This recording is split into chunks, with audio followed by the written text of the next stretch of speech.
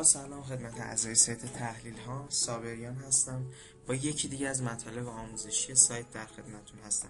امروز میخوایم در مورد قابلیت نقد شوندگی صحبت کنیم. خیلی ساده است، اینکه هرچی بتونیم سریعتر با هزینه کمتری سهممون رو بفروشیم میگن قابلیت نقد شوندگی.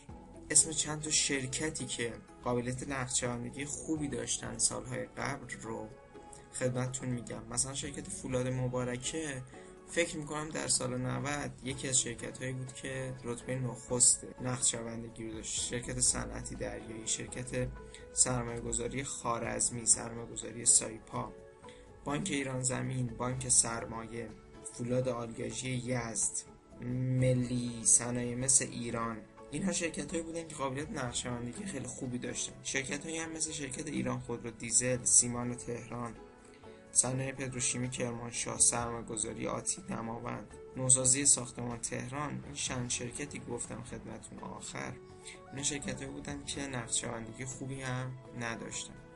توی نقد شوندگی چند پارامتر مؤثر هست. یکی تعداد روزهای باز بودن نماد معاملاتیه، یکی تعداد خریداران روزانه هست. خب هرچی تعداد خریداران بیشتر باشه نقد شوندگی بیشتر هست، هرچی تعداد روزهای باز بودن بیشتر باشه شما راحت‌تر میتونید بفروشید.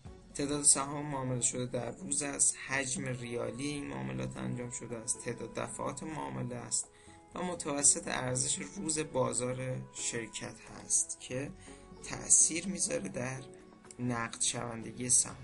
هر 3 ماه یک بار 50 شرکت فعالتر بورس توسط سایت tse.ir مشخص میشه. یک نگاهی به این شرکت رو بندازید، این شرکت هایی هستن که معمولا نقد شوندگی خوبی دارن. پس بودن توی این شرکت ها، سهامدار این شرکت ها بودن باعث میشه که شما بتونید به راحتی سهمتون رو خرید و فروش کنید. ممنون از توجهتون. در آموزش های بعدی سایت منتظرتون هستیم. خدا نگهدار.